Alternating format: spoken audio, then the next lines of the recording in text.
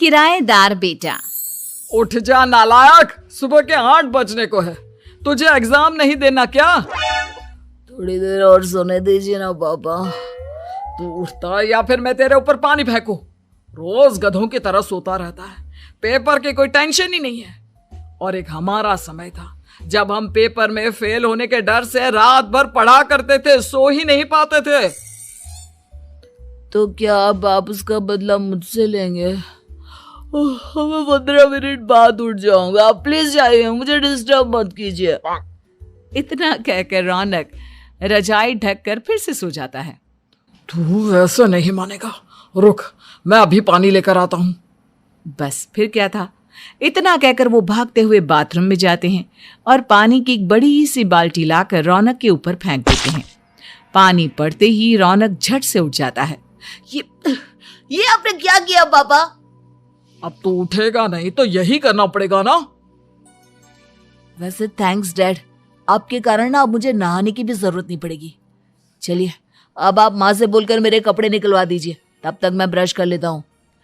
वैसे कल ना आप एक काम और करना, नहलाने के साथ साथ मुझे ब्रश भी करवा देना।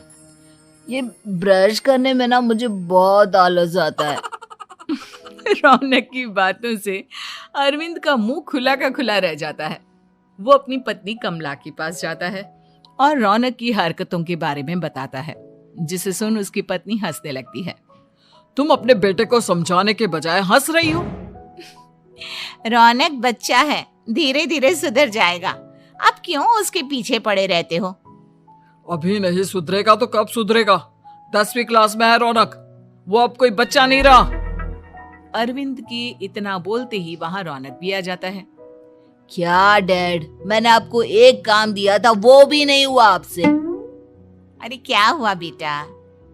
माँ, मैंने डैड से बोला था कि वो आपको बोलकर मेरे स्कूल की यूनिफॉर्म निकाल दे, लेकिन मेरे पीछे पड़ने के अलावा इनसे एक काम ढंग से नहीं होता। देख रही हो कमला, देख रही हो अपने लाडले को? अरे आप चुप रहिए जी। चलो बेटा, मैं तुम्हें कपड़े निकाल कर दे देती हूँ। बस ऐसे ही साल पर साल बीतते जाते हैं, लेकिन रौनक के रवैये में कोई बदलाव नहीं आता। वो पहले से भी ज्यादा आलसी और पूरी तरह अपने माता पिता पर निर्भर हो जाता है। 2 साल बाद पता नहीं कहाँ गायब रहता है पूरे दिन, अब तक तो आ जाना चाहिए था। अरे आप इतनी फिक्र क्यों कर रहे हैं उसकी? दोस्तों के साथ खेल रहा होगा, आ जाएगा अभी। ये कोई टाइम है खेलने का? 10 बजने वाले हैं, इतनी रात में कौन खेलता है? कमला कुछ कहती उससे पहले ही रौनक वहां आ जाता है। मम्मी जल्दी से खाना लगा दो, बहुत भूख लग रही है। तुम्हें तब तक खाना नहीं मिलेगा जब तक तुम बता नहीं देते कि इतनी रात गए कहां से आ रहे हो। ओ प्लीज डैड, अब आप एसी पे प्रद्युमन बनकर मेरे सर पर बंदूक लेकर मत बैठ जाना। अपनी फालतू की बकवास बंद कर और बता कहां से आ रहा है। माँ अब समझाइए ना डैड को। बता देना बेटा, इनको भी तसल्ली हो जाएगी। आप बोल रही हैं तो बता देता हूँ, मैं दोस्तों के साथ मूवी देखने गया था, इसलिए देर हो गई। तो इन सब चीजों में मेरे पैसे उड़ाता है? कभी 1 रुपया कमाने के बारे में सोचा है तूने? जब देखो हवा की तरह पैसे उड़ाता रहता है। माँ अब आप इन्हें चुप करा दीजिए, वरना ना मुझे गुस्सा आ जाएगा। अच्छा क्या कर लेगा? बता ना, क्या कर लेगा तू? वैसे बात तो ठीक ही है, मैं कर ही क्या सकता हूँ। पैसे तो फिर भी मैं आपसे ही मांगूंगा ना। चलिए अब ये सब बात छोड़िए और मम्मी मेरे लिए खाना लगा दीजिए। अभी लगा देती हूँ बेटा। मैं बता रहा हूँ कमला, एक दिन ये ऐसे ही बिगड़ जाएगा। ओफो, आप क्यों इतना पीछे पड़े रहते हो मेरे बच्चे के? बात की बाद में देखेंगे, अभी आप शांति से उसे खाना खाने देंगे। अगले दिन डैडी मुझे 10,000 रुपए चाहिए। हाँ? अब इतने पैसे क्यों चाहिए तुझे? डैड आप बिना सवाल किए कभी पैसे नहीं दे सकते क्या? जब तक तू बताएगा नहीं तुझे पैसे भी नहीं मिलेंगे। अरे अब आप अपने बेटे को पैसे भी नहीं दे सकते? नालायक, तेरी उम्र के लोग नौकरी करते हैं और एक तू है जो नौकरी करने का नाम ही नहीं लेता कभी। आप लोगों के होते हुए भला मैं नौकरी क्यों करूं? अरे हम कब तक पैसे देंगे तुझे? तुझे भी तो अपने पैरों पर खड़ा होना होगा ना। कौन सा उधार के पैरों पर खड़ा हूं? अपने ही तो पैरों पर खड़ा हूं मैं। इसी तरह रौनक दिन प्रतिदिन लापरवाह होता जाता है। उसकी लापरवाही को देखते हुए अरविंद और कमला अपने बेटे की शादी कराने का फैसला लेते हैं और 1 महीने के अंदर अंदर ही रौनक की शादी मेघा नाम की लड़की से करा देते हैं। शादी के कुछ दिन बाद, रौनक मुझे एक अच्छी सी साड़ी चाहिए, आप ला दोगे ना? हाँ, क्यों नहीं। कितने तक की आती है साड़ी? यही करीब 5,000 तक की। तुम चिंता मत करो, मैं आज ही डैडी से पैसे मांगकर तुम्हारे लिए साड़ी ले आऊंगा। आप कब तक ऐसे ही अपने पापा से पैसे मांगते रहेंगी? कोई अच्छी सी नौकरी क्यों नहीं कर लेते आप? अरे डैड के होते हुए मुझे नौकरी करने की जरूरत ही क्या है? पर आप ऐसे कब तक उनसे पैसे मांगते रहेंगे? कुछ आपको अपने दम पर भी तो करना होगा ना। अब तुम भी बाकी लोगों की तरह मुझे ज्ञान देना शुरू मत कर देना। साड़ी चाहिए ना तुम्हें, मिल जाएगी बस। इतना कहकर रौनक अपने पिता से पैसे मांगने चला जाता है। डैडी, मुझे 5,000 रुपया चाहिए। अब 5,000 क्यों चाहिए तुझे? वो मेघा को साड़ी चाहिए थी। अरविंद आगे बिना कुछ कहे चुपचाप उसे पैसे निकाल कर दे देता है। कुछ दिन बाद, तुम्हें नहीं लगता कमला, रौनक हम पर पहले से भी ज्यादा डिपेंड हो गया है? मुझे तो अब उसके भविष्य की चिंता होने लगी है। कल को हमें कुछ हो गया तो वो क्या करेगा? काश तुमने पहले ये सोच लिया होता तो आज हमारा बेटा इतना लापरवाह नहीं होता। तब मुझे कहाँ पता था कि मेरा लाड़ प्यार उसे इतना बिगाड़ देगा कि वो इस हद तक लापरवाह बन जाएगा। कोई बात नहीं, अभी भी देर नहीं हुई। मुझे पता है उसे कैसे सुधारा जा सकता है। कैसे? अरविंद कुछ कहता उससे पहले रौनक वहां आ जाता है और पैसों के लिए हाथ फैलाने लगता है। डैड, मैं और मेघा बाहर घूमने जाना चाहते हैं। अरे वाह, ये आज सूरज कहाँ से निकला है? Dad please. अच्छा चलो अब मुद्दे की बात करो। मुझे अब 25,000 चाहिए। अब तुम्हें 1 रुपया भी नहीं मिलने वाला। अगर तुम्हें पैसों की इतनी ही जरूरत है तो कोई ढंग की नौकरी कर लो। मम्मी, आप कुछ कहिए ना डैड को। बेटा, वो गलत क्या बोल रहे हैं?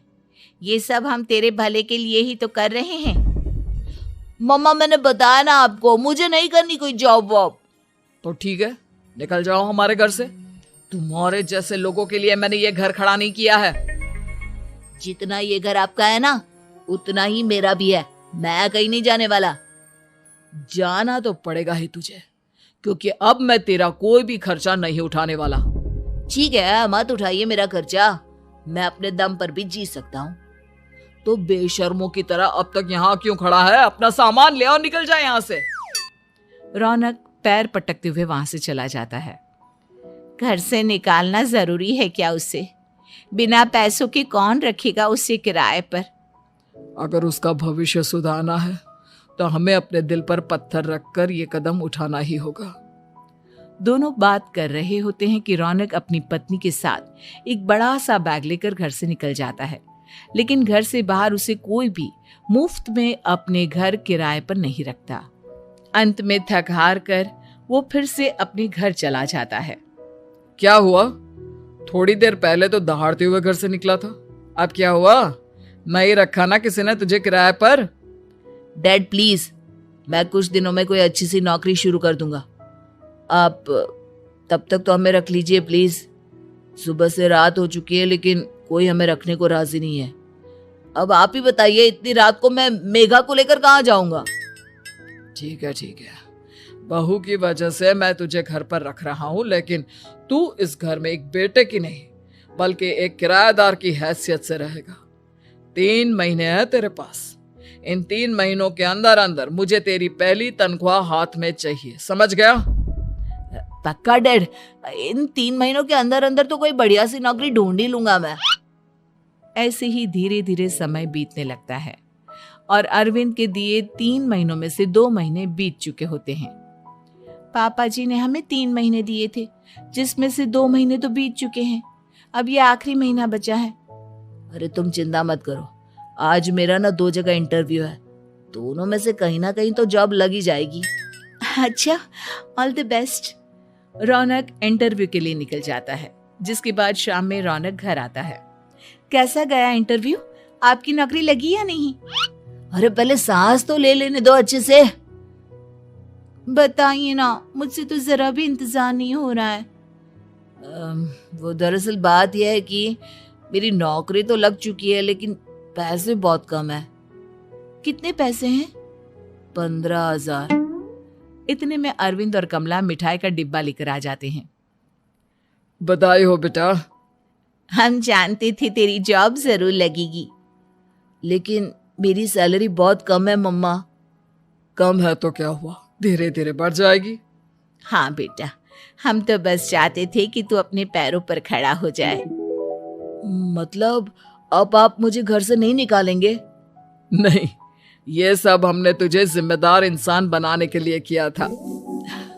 Thank you mummy papa. अगर आप दोनों ऐसा नहीं करते तो मुझे कभी अपनी जिम्मेदारियों का एहसास तक नहीं होता। आज आपने मुझे सिखा दिया कि इंसान का अपने पैरों पर खड़ा होना भी जरूरी होता है। इतना कहकर रौनक झट से अपने माता पिता के गले लग जाता है और अपनी कमाई की पहली तनख्वाह वो अपने माता पिता के हाथ में सौंपता है। इस तरह रौनक एक गैर जिम्मेदार व्यक्ति से एक जिम्मेदार व्यक्ति बन जाता है।